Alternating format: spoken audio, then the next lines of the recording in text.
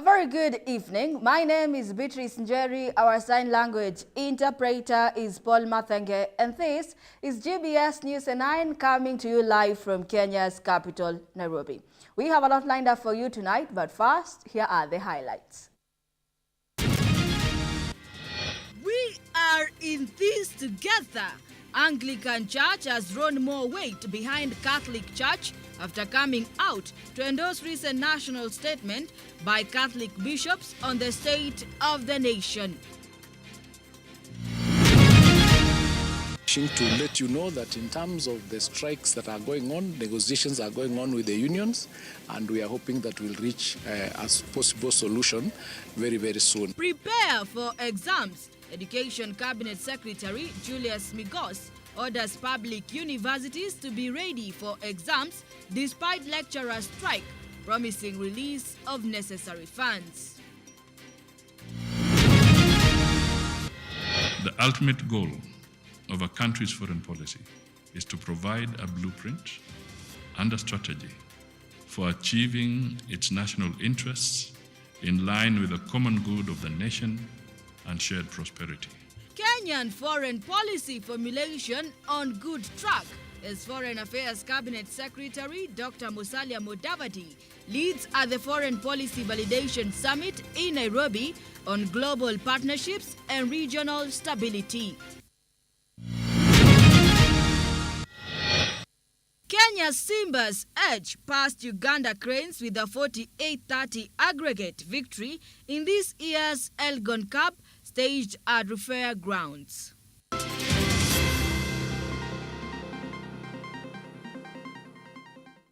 And now the Anglican Church of Kenya has today thrown its full weight behind a bold statement from the Catholic clergy openly criticizing President William Ruto's government for alleged misrule and human rights abuses. Citing Proverbs 29 verse 2, the Anglican leadership led by Archbishop Jackson Ole Sapit has joined a growing chorus of religious voices calling for urgent action from the administration. This latest move comes as pressure mounts on the government to address the pressing national issues from education to healthcare and to uphold the rights of all citizens. Here is a full report. When the righteous strive, the people rejoice. When the wicked rule, the people groan. These words from Proverbs 29 verse 2 have guided a powerful message from the Anglican Church of Kenya, which today stood in full solidarity with the Catholic clergy. Their target, the government of President William Ruto. The Kenyan Conference of Catholic Bishops had issued a scathing critique of the administration, accusing it of losing touch with the need of Kenyans, fostering a culture of lies, breaking promises, and engaging in human rights violations. We believe that genuine consultation of all concerned stakeholders in all these matters is necessary beyond the casual public participation. This culture of lies, unkept promises, and misplaced priorities is unacceptable and needs to be dealt with. In a statement signed by Archbishop Jackson Ole Sapit, the Anglican Church refuted any suggestions that it opposed the Catholic bishop's stance. Instead, Archbishop Sapit expressed full support for their concerns. He was unflinching in his words, criticizing the government's failure to steer the nation in the right direction and condemning efforts to dismiss the bishop's critique as misleading or false, calling such dismissals dishonest. Sapit highlighted several urgent issues, challenges with the university funding model, delays in the disbursement of school funds, and an unstable transition to a new health insurance system. He pointed out serious human rights concerns, from unexplained abductions to unresolved murders. Over the weekend, Former Deputy President Rigathi Gachagua also voiced his support for the bishops. Speaking at a 100-year mission celebration at PCEA Kenarapon Church in Kajiado North, he urged political leaders to respect religious voices, referring them to the voice of God. That is the way it must be. Tafadhali tusiende hiyo barabara.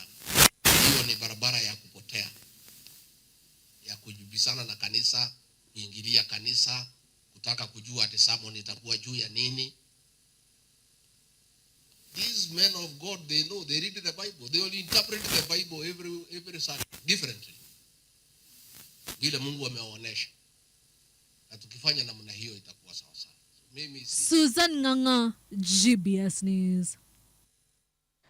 County governors have sounded an early warning to the national government that staff in counties will risk not going for Christmas without a coin as a cash crunch continues to bite, with some county staff having to go from more than 3 months without pay. According to the Council of Governors, in the next 30 days, counties will have to shut down operations completely if monies owed now totaling to 63.6 billion Kenya shillings for the months of October and November are not disbursed immediately. Currently, counties have been left to offer critical services as some stay at home with the British cash crunch. Council of Governors Chair Ahmed Abdullahi, who is also a Jir governor, told a press conference after an extraordinary Council of Governors meeting in Nairobi that it was unfair that business continues for the national government, courtesy of a past supplementary budget. For counties, it has ground to halt. Consequently, governors say they cannot continue being at the mercy of commercial banks as they constantly borrow to pay salaries and repay an exorbitant interest as they wait on the national government to disburse what should have been rightfully and constitutionally allocated to them by the 15th of every month. On matters health, the governors also say the slow registration to the new social health insurance fund has been hampered by lack of resources, saying availability would also have the community health promoters spearhead the drive and soar up the numbers. The Council of Governors want a speedy resolution for the matters as they call on the national government to prioritize matters devolution. On the ongoing standoff between the Senate and the National Assembly over the division of revenue bill, the Council awaits the National Assembly to turn down on their hard stance and revert to the agreed Kenyan shillings.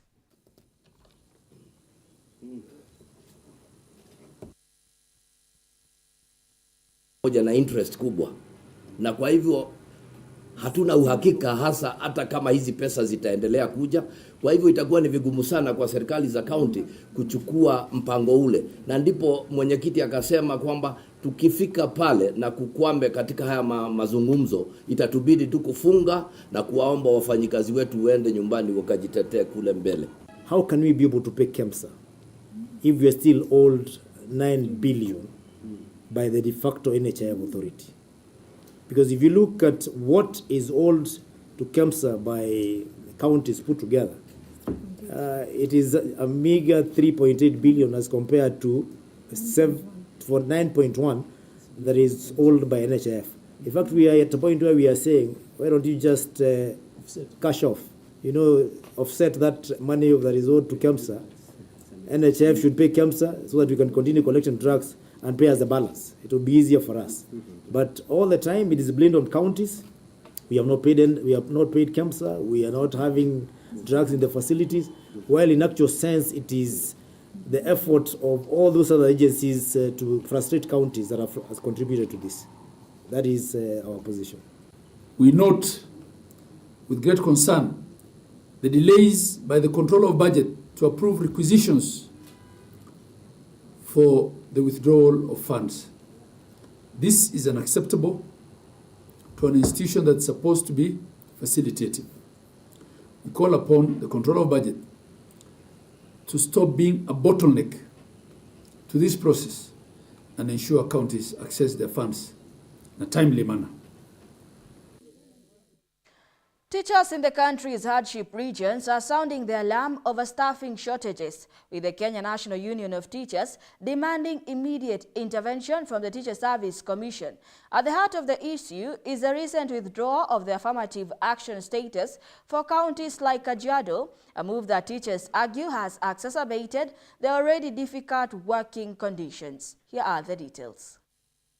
The Kenya National Union of Teachers has raised concerns over the challenges faced by teachers, particularly in hardship areas, calling on the Teacher Service Commission to help ease their burdens. Teachers in various counties, including Kajiado County, have appealed for the reinstatement of affirmative action status, which was recently withdrawn, claiming that this decision has worsened the situation of teachers in these areas.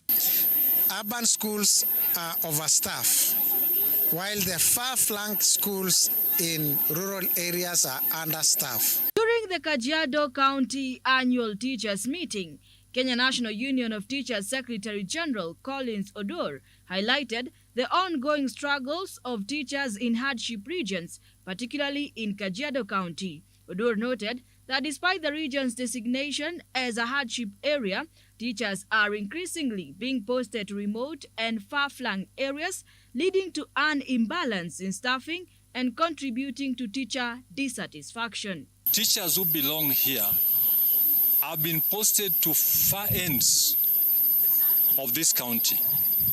And as I heard, there is imbalance in that kind of posting and staffing of teachers in schools. Yes. The issue of understaffing here is one issue that even escalates to other branches and other regions.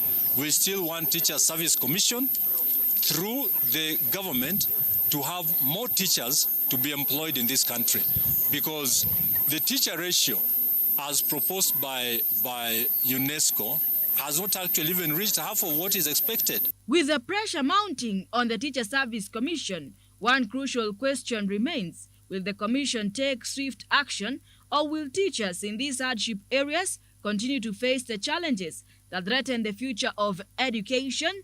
The clock is ticking, and the answers might not be as simple as they seem. In a bold move aimed at addressing the ongoing challenges in the education sector, Education Cabinet Secretary Julius Migos has issued a directive mandating that all public universities admit every qualified student, ensuring that the financial barriers do not hinder the academic journey. The Cabinet Secretary emphasized that the ministry will ensure swift release of necessary funds to facilitate student accommodation, ensuring no one is left behind.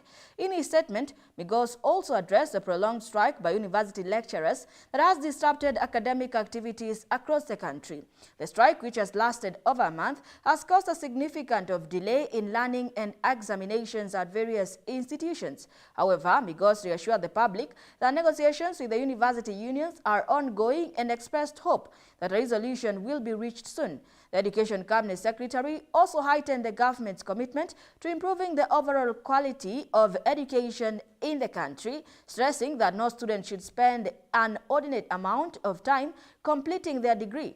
Migos' directive is expected to bring much-needed stability to the education sector, particularly as the government works to resolve the ongoing lecturer strike and improve student accommodations across public universities. Of ensuring that we have it in a sustainable mode. We have come up with a strategy to deal with the issues that are facing it, and we will be updating you once those programs or those strategies are concretized.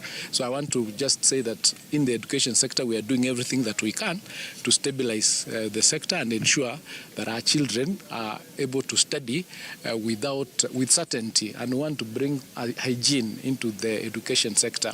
It is not fair that students go to the university, for example, and stay for 9 years in the process of doing their degrees. That is very unfair, and so we are getting to the root of the challenges that the universities face, and we are going to be able to get long-term and lasting solutions to it. Prime Cabinet Secretary Musalia Mudavadi presided over the Foreign Policy Validation Forum held at the Kenyatta International Convention Center in Nairobi on Monday. The forum brought together key stakeholders to discuss and validate Kenya's foreign policy direction with an emphasis on strengthening international relations and advancing the country's global interest. Here is more on the same. In a bid to reinforce Kenya's standing on the global stage, Prime Cabinet Secretary Musalia Mudavadi led the Foreign Policy Validation Forum at the KICC in Nairobi. The event, which took place on Monday, November 18, 2024, was an important step in shaping Kenya's foreign policy, focusing on key diplomatic priorities and strategies for the future. The forum gathered government officials, diplomats, and policy experts to review and validate the nation's policy framework.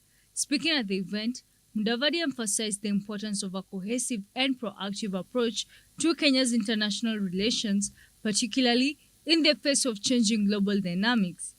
Ladies and gentlemen, the ultimate goal of a country's foreign policy is to provide a blueprint and a strategy for achieving its national interests in line with the common good of the nation and shared prosperity.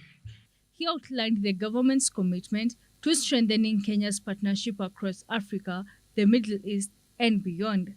Key highlights of the forum included discussions on enhancing Kenya's presence in multilateral organizations, boosting economic ties with strategic partners, and expanding opportunities for Kenyan business abroad. Therefore, the Kenya public has a frontline role in contributing to the formulation and implementation of foreign policy. This, I repeat, is the reason we are all gathered here today. The event concluded with a commitment from stakeholders to continue refining and implementing a foreign policy that reflects Kenya's ambitions and its leadership role in the region and beyond. The next steps will include further consultations and the drafting of a comprehensive policy document that will guide Kenya's diplomatic efforts in the coming years. In conclusion, I encourage you to have a candid discussion and an in-depth interrogation of the document to ensure that the final product of this foreign policy review process captures the perspectives and wishes of Kenyan citizens. The outcome of the forum will be crucial as Kenya navigates its position in an increasingly interconnected and complex global landscape. Irene Juguna, GBS News. Do keep your comments coming in through our SMS line 21144 and GBS TV Africa on all our social media handles. On that note, let us take our very first break. We'll be right back with even more. What are the roles of a husband? I will allow him to introduce himself. Welcome, guest. Who is a husband to start with? And why is a husband associated with marriage? Absolutely. He normally says the marriage is a very interesting institution whereby you're given a certificate before you graduate. What are we looking at? What are the, so to speak, do's and don'ts, or rather, what should one understand before they get into marriage? And love in this sense that you really are emotionally connected. For me as a man, that's different. I am more driven towards making sure I provide, more driven towards making sure that I go hard, I don't give up, that I'm more aggressive. That is a very biological and masculine trait. But I believe that the first role of a husband, Eunice, is spiritual leadership and direction. Spiritual.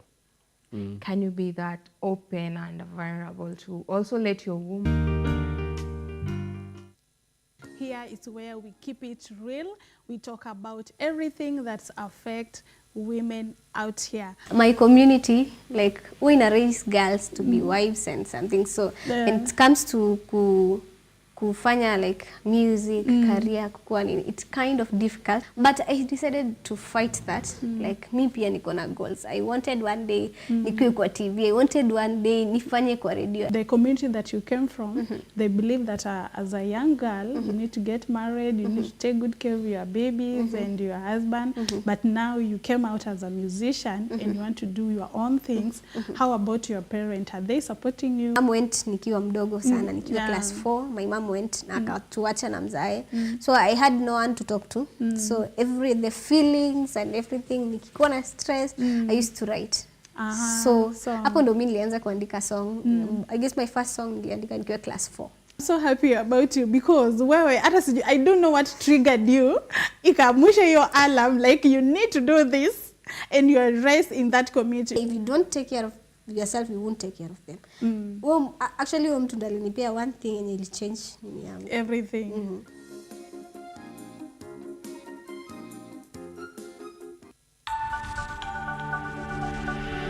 Everywhere, GBS.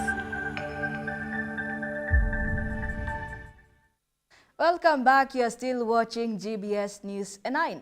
The Kenya Defence Forces retirees have been urged to ensure safe custody of their documents, which are invaluable in accessing services and benefits. Siaya County Defence Forces Comrades Association Chairman Boniface Owino Kotaya says a number of the military veterans and their dependents have been facing challenges due to the loss of the crucial documents, such as the discharge certificate, that are always crucial for processing of dues. Speaking during the 10th anniversary of the Alego Usonga Military Retirees Organization in Siaya Town, Kotaya called on those who lose such documents to make efforts to acquire police abstract to enable them to process replacements. Addressing the occasion, the Secretary of the Ugenya Ugunja Veterans, Tom Juma Otieno, called for the formation of the Siaya chapter of the Veterans Association to enable them reap the fruits of their Military Veterans Act 2022.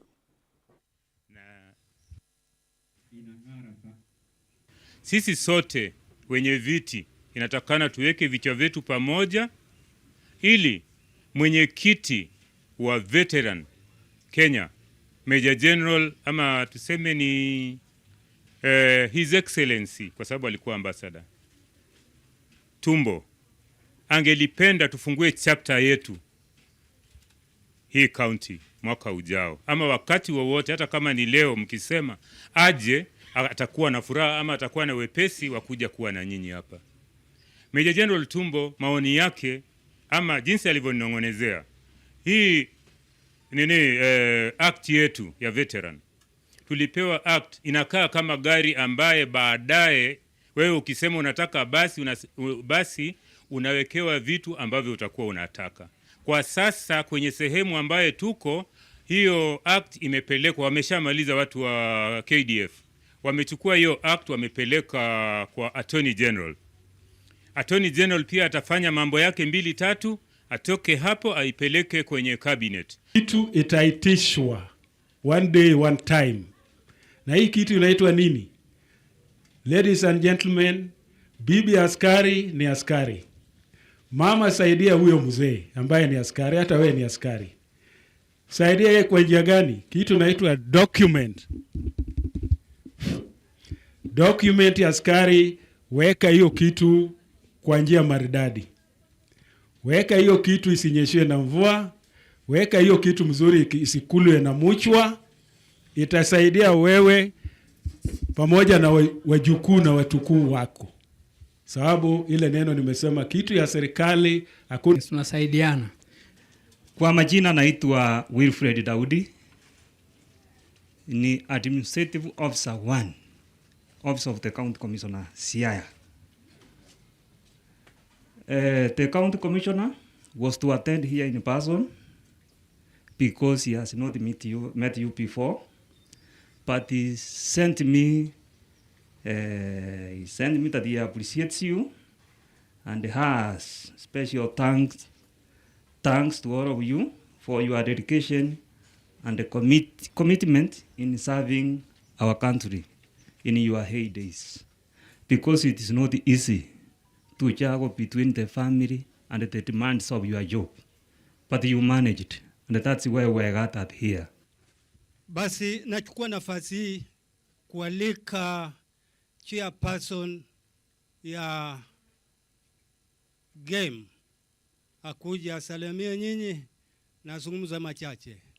Karibu. The Directorate of Criminal Investigation has swiftly dismissed recent rumors circulating on social media about 2 suspects allegedly breaking into State House in Mombasa.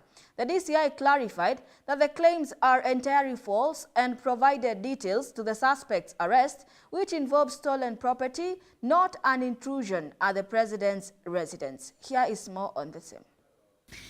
The Directorate of Criminal Investigations has refuted circulating reports that 2 suspects were arrested for breaking into State House in Mombasa. The fake news, which spread widely on social media, claimed the suspects were caught after being overheard snoring in the president's bedroom. According to the DCI, the claims are completely false. The agency clarified the 2 suspects were arrested along Digo Road in Mombasa for handling suspected stolen property. A tip-off from members of the public led to a raid at their residence at Rio Building, where stolen goods, which included 51 mobile phones, several laptops and other valuables worth over 1.2 million Kenya shillings were recovered. The DCI further emphasized that no items were damaged or stolen from the president's residence, dismissing the viral story as baseless and misleading.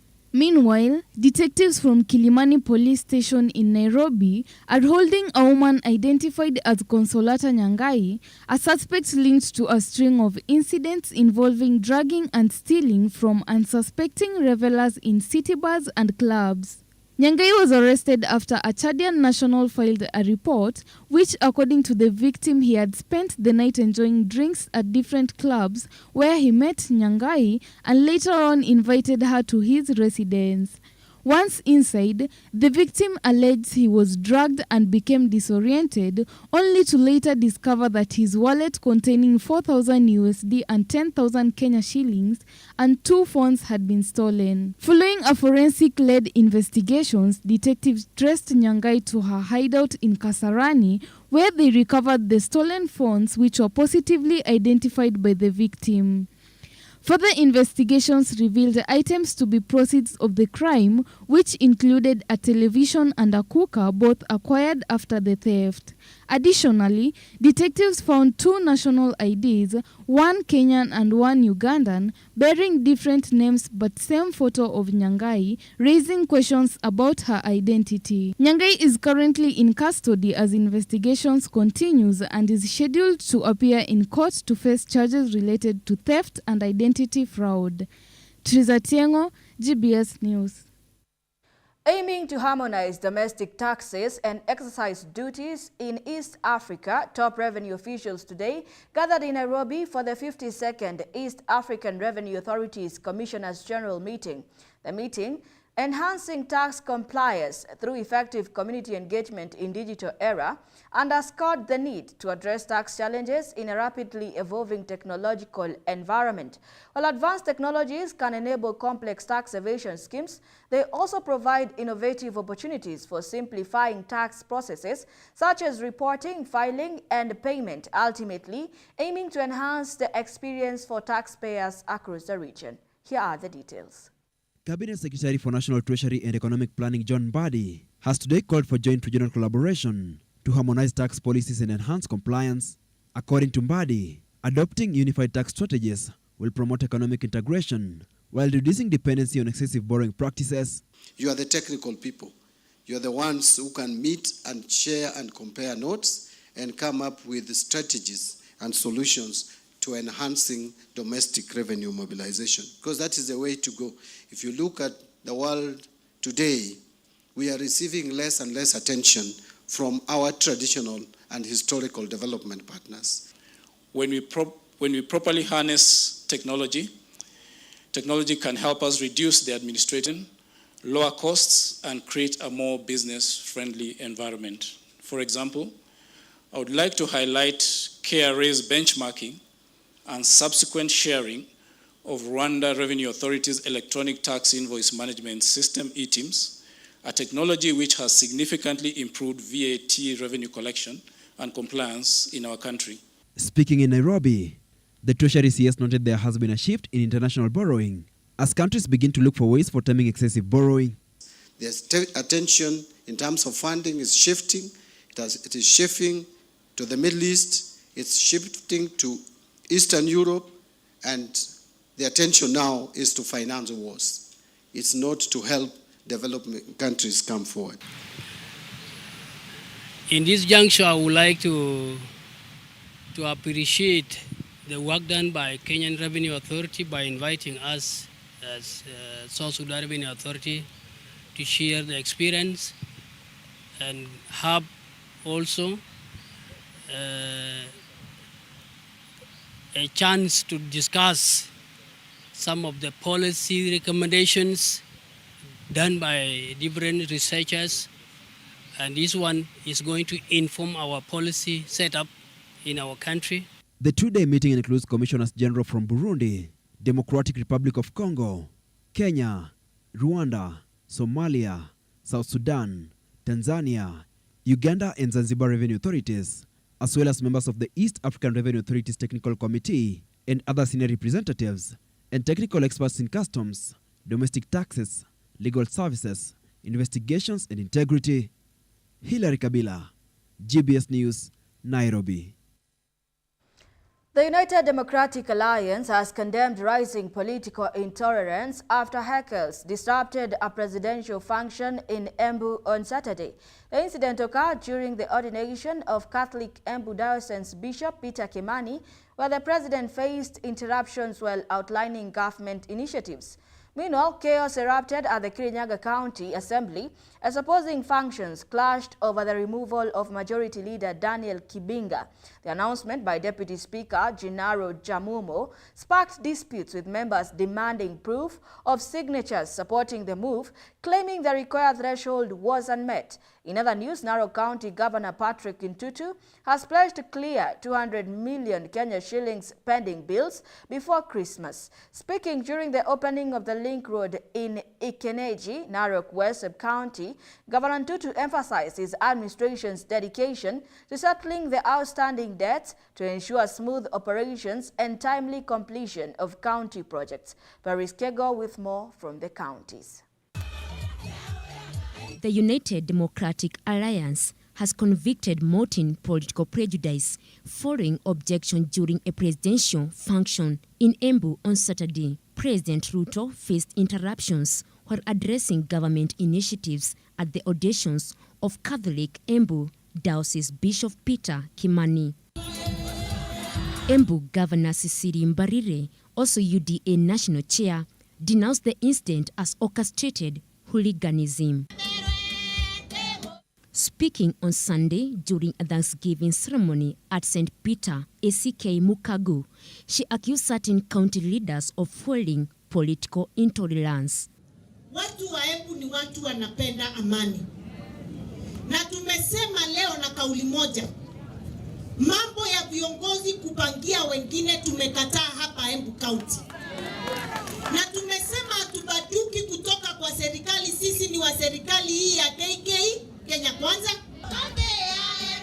She affirmed that they are in the Kenya Kwanza government to stay so that they can continue benefiting from its programs and projects. UDA Secretary General Hassan Omar called on residents of Mount Kenya East to rally behind DP Kindiki, whose political star was on the rise. Watu wakijipanga, William Ruto hana sababu isipokuwa kutolea kisigino Kindiki, alafu uko mbele baada ya Kindiki na sisi pia tunajipanga na wengine. Lakini ni mipango yenu. Shikilieni, msibanduke. Hamwezi mkapata fursa ya Mungu kama hiyo. Embu Senator Alexander Mudingi and Mbere North MP Geoffrey Ruku said they will continue supporting the government in delivering its mandate for the remaining 3 years. Meanwhile, chaos exploded at the Kirinyaga County Assembly as members clashed over the planned removal of Majority Leader Daniel Kibinga. Deputy Speaker Njinaro Jamumo's announcement sparked disputes, with MCAs demanding proof of sufficient signatures to support the ouster. Proponents of the removal, led by the Kirugoya MCA Eric Muchina, accused Kibinga of failing to run assembly business and obstructing development agendas. Fanya mapinduzi kwa sababu kwa hii bunge mambo mingi haikuwa inaendelea kwa sababu kulikuwa na ule aliyekuwa majority leader Kibinga. Yeye alikuwa anatuwekea visingiziki, anatuwekea maukuta ndio tusione mbele. Kabare MCA Isaiah Bongo added that Kibinga's leaderships over the past 2 years had caused divisions among members, urging Governor Anne Waiguru to stay out of the matter.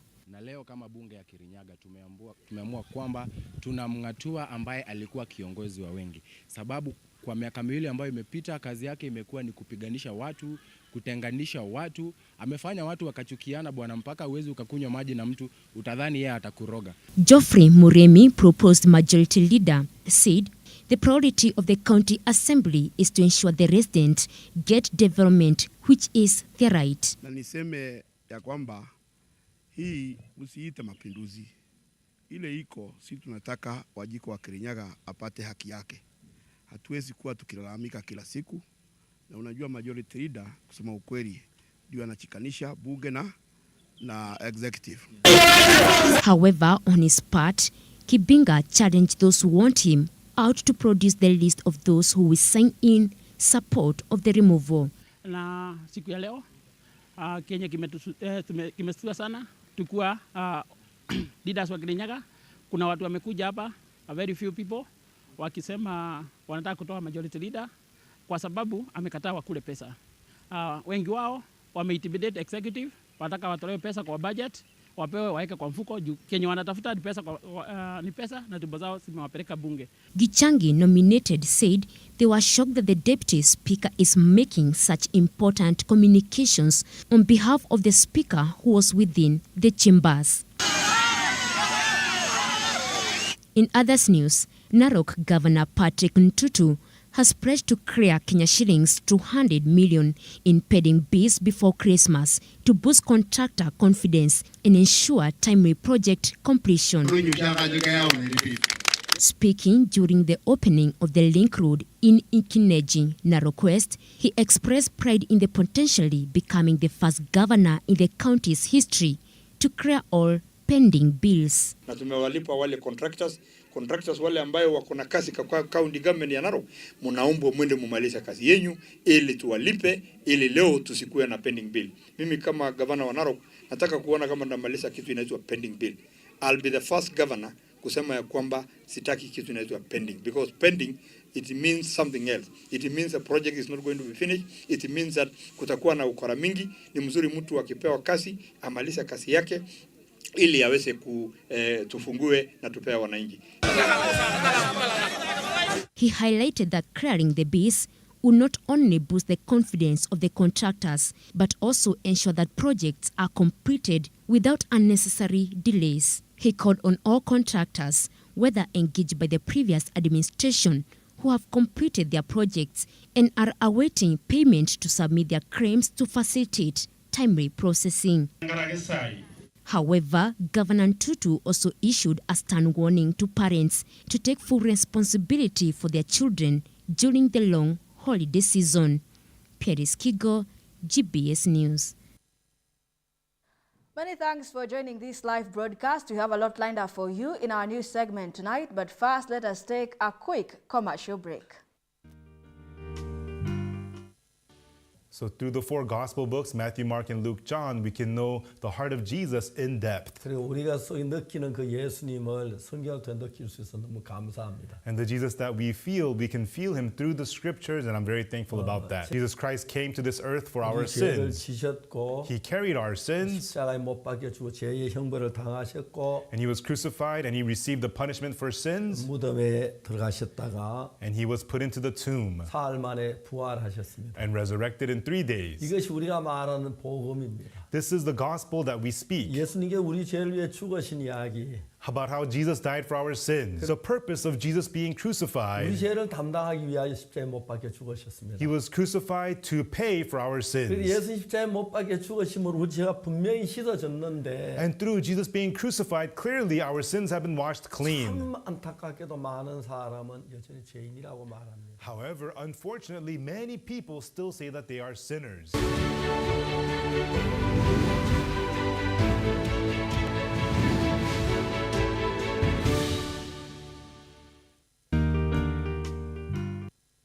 Welcome to the 254 Trivia Game Show, where every second counts and the stakes are sky high. Get ready for jaw-dropping challenges, mind-bending questions, and unbeatable fun. Who will rise to the top and claim the ultimate prize? Tune into GBS TV and let the games begin. Don't miss out. This is the 254 Trivia Game Show. Good luck.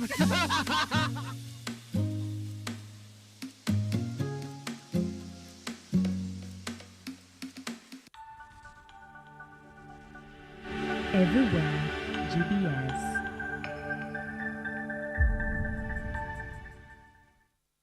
Welcome back to the broadcast, and now to matters international news. The war in Sudan has taken a devastating toll on women and girls, with reports of sexual exploitation among refugees fleeing the violence into neighboring Chad. Some women say they were coerced into sex by aid workers and security forces in exchange for food, money, or promises of assistance. The UN and aid groups are struggling to address the rising crisis as humanitarian situation grows more dire with each passing day. Here is that report. As the conflict in Sudan intensifies, women and girls are bearing the brunt of the violence, with many reporting sexual exploitation after fleeing to Chad. In the refugee camps near the Sudanese border, survivors say they were coerced into sex by aid workers and local security forces desperate for food, money, or other form of assistance. One 27-year-old mother cradling her infant child told the Associated Press that she was forced into a sexual relationship with an aid worker who promised her money in exchange for sex. She gave birth to her fifth child, the product of this exploitation. The woman, along with others in Nodre refugee camp, spoke under the condition of anonymity, fearing retribution from the men they say exploited them. When we came to Chad, the food they gave us was not enough. So I slept with a man and gave birth to this child. I had to because they didn't give us enough to eat. I was already a mother to 4. These allegations are raising concerns about the safety and dignity of women in displacement camps, where aid agencies struggle to provide for the overwhelming number of Sudanese refugees, most of whom are women and children. The fact that assistance is not enough for them can be a reason for them to go for survival sex. The UN Refugee Agency has set up safe spaces in the camps, along with a free hotline and anonymous reporting mechanisms for abuse. However, many women remain unaware of these resources, and even those who know about them fear using them, concerned it may draw unwanted attention. The humanitarian crisis caused by the war in Sudan continues to escalate, with more than 11 million people displaced by the ongoing conflict. The UN reports over 61,000 people have been killed in Sudan, with starvation and preventable disease claiming the lives of many more. Aid groups warn that the situation in Chad and Sudan has become one of the world's worst humanitarian disasters. In a recent report, the World Health Organization described starvation as almost everywhere in Sudan. Both Sudanese army and the paramilitary rapid support forces have been accused of committing war crimes, further deepening the suffering of civilians caught in the crossfire. As the fighting rages on, the international community faces mounting pressure to address the growing humanitarian crisis and ensure the safety of vulnerable women and children. The road to recovery for Sudanese refugees is uncertain, but one thing is clear: urgent action is needed to prevent further exploitation and suffering. Irene Juguna, GBS News. Haiti's political crisis deepens as newly appointed Prime Minister Alex Didier swears in his cabinet members, following the ouster of his predecessor Gary Conille. Meanwhile, the U.S. pushes for an UN peacekeeping mission to confront escalating gang violence and restore stability in the troubled nation. Here is more on the same. Recently appointed Haitian Prime Minister Alex Didier saw in new cabinet members on Saturday. Fils Ayume was sworn in Monday as the new interim prime minister following the departure of his predecessor Gary Conille, who was ousted by the Transition Council that aims to re-establish democratic order in the Caribbean nation. Our mission is clear. We must give hope to our people by tackling with determination the major challenges that Haiti faces. Insecurity in all forms must be fought vigorously. Established in April, the Transitional Presidential Council was tasked with choosing Haiti's next prime minister and cabinet with the hope that it would help quell the turmoil rolling the country. But the council has been plagued with politics and infighting and has long been at odds with Conille. The United States has stepped up its campaign to transform the Kenya-led multinational force in Haiti into a UN peacekeeping force, spurred by escalating gang violence that shut all air traffic to the capital Port-au-Prince last week. The U.S. proposed a UN peacekeeping mission in early September as one way to secure regular funding for the UN-backed multinational force. Fils Ayume leadership now faces enormous challenges as the country deals with not only escalating violence but also a crippling economy and humanitarian crisis. Irene Juguna, GBS News. Tensions in the Middle East has escalated once again with the killing of Hezbollah spokesman Mohammed Afif in an Israeli airstrike in central Beirut on Sunday. Another airstrike killed 50 people who were residing in a residential building in northern Gaza. The death toll in Gaza and Lebanon has risen to 43,922 and 3,452 respectively. Here are more details. On Sunday, an Israeli airstrike that killed Mohammed Afif struck a building in Beirut area without warning, causing casualties among residents and leaving many displaced. Afif, who had managed Hezbollah's Al-Manar television, was a key figure in the group's communication efforts. Just days before his death, Afif had spoken to reporters, asserting that Hezbollah had the resources to continue fighting a long war against Israeli forces. His killing follows a series of high-profile assassination of Hezbollah leaders since Israel intensified its airstrike across Lebanon in late September. I was asleep and awoke from the sound of the strike, and people were screaming, cars and gunfire. I was startled, honestly. This is the first time I've experienced it so close. Meanwhile, in Gaza, the Israeli airstrike continued to claim innocent lives. On Sunday, at least 50 people were killed in Beit Lahia, a city in northern Gaza, after the Israeli forces targeted a residential building housing displaced Palestinian families. We need the ambulances and civil defense trucks to be allowed to come and offer some help. A lot of people are under the rubble, and hopefully there will be some survivors. We as individuals can't do anything for them. The strike follows a previous attack on the city in October where at least 93 people died. The escalating violence in Gaza also saw the bombing of a UN-run school in Shati refugee camp on Saturday, killing 10 and injuring 20, including women and children. Innocent children were in their homes safely and peacefully. They had nothing to do with anything that happened here in the Gaza Strip. Everything that happened today was terrible. Women and children.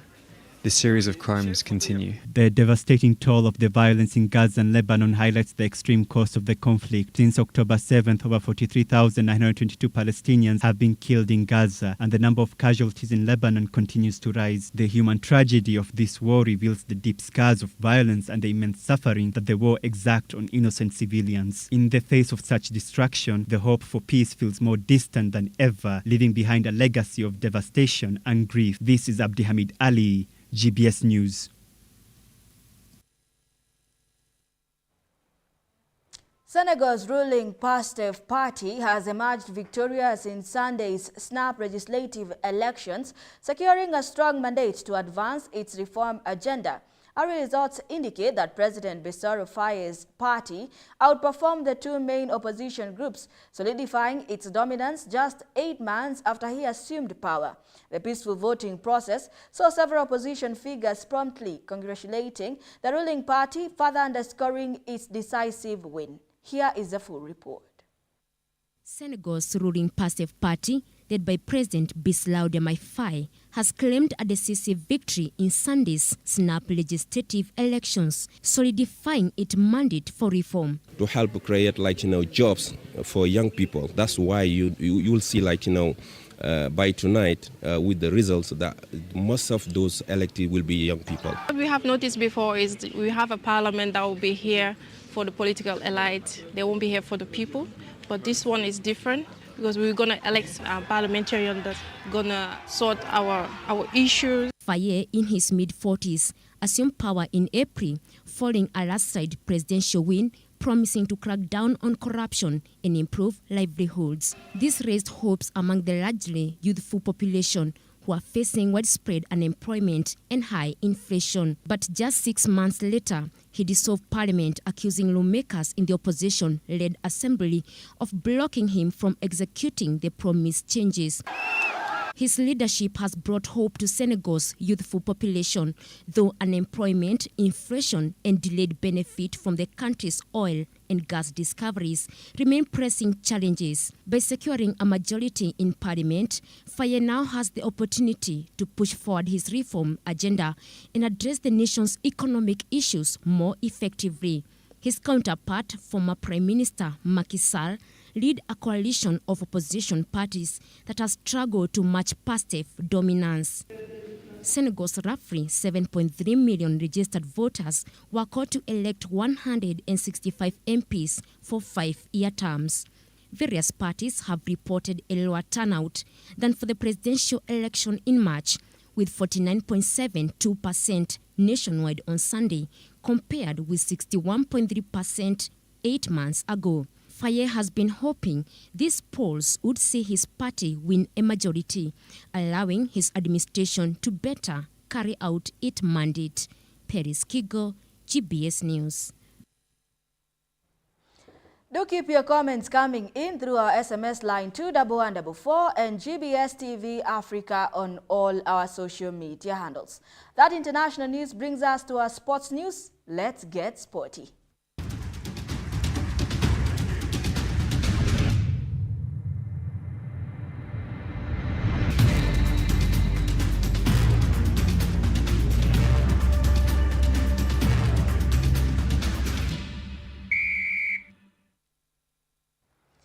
Kenya Simbas edged past their East African rivals with a 48-30 aggregate victory, lifting their 11th Elgon Cup title.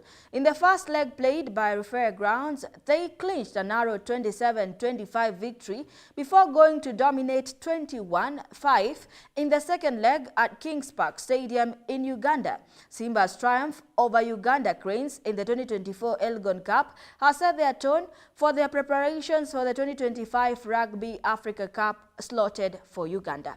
The Simbas opened the scoring through Ephraim Oduor, who powered over the line after a relentless pick and drive sequence. Timothy Omela's conversion made a 7-0.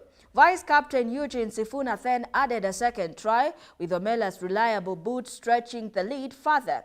The Simbas continued their dominance with a third converted try before halftime, establishing a commanding 21-0 lead. Although Uganda managed a consolation try in the game, it was too late.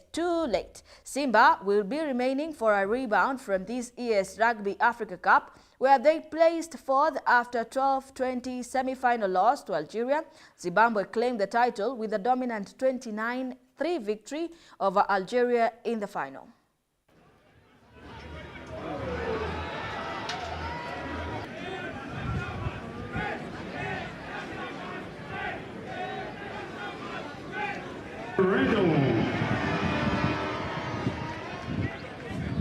Turning out for one.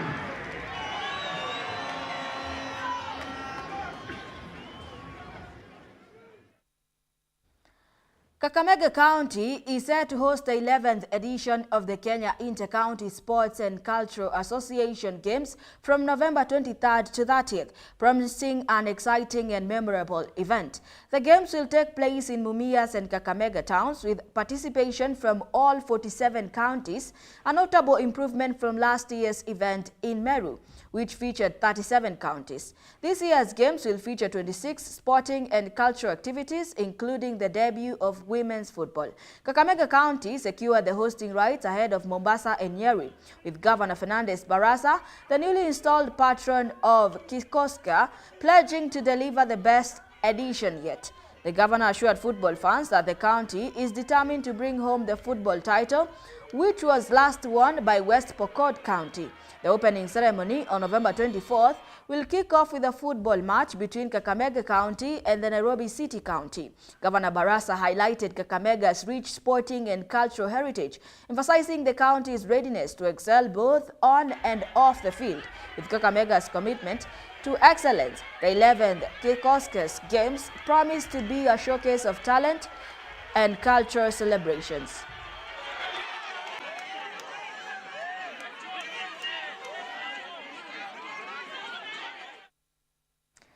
Kenya is set to scale new heights in athletics and tourism as Kenya Tourism Board and Athletics Kenya announced plans to launch a mountain running series. The move follows resounding success of the Mount Longonot Trial Challenge on Saturday, Kenya's inaugural mountain running world ranking competition.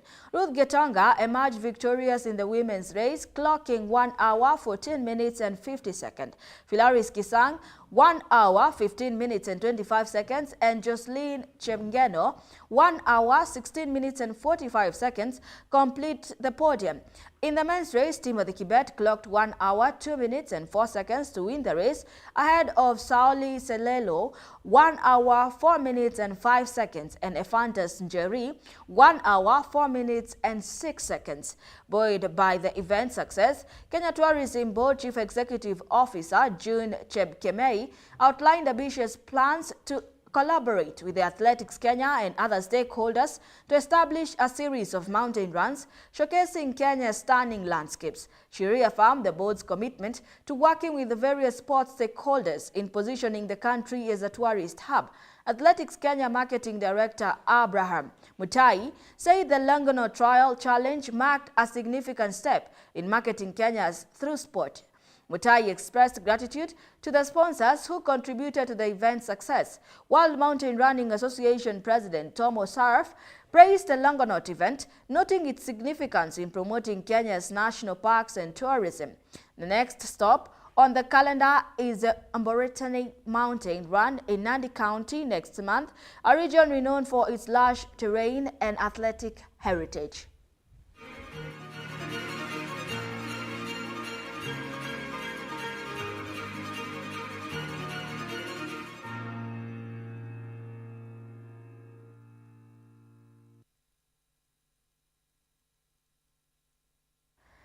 And that sports news brings us to the end of our news segment tonight. Many thanks for joining the broadcast, and as always, here at GBS News 9, we make your news our business. My name is Beatrice Njeri. Our sign language interpreter is Paul Mathenge. Good night.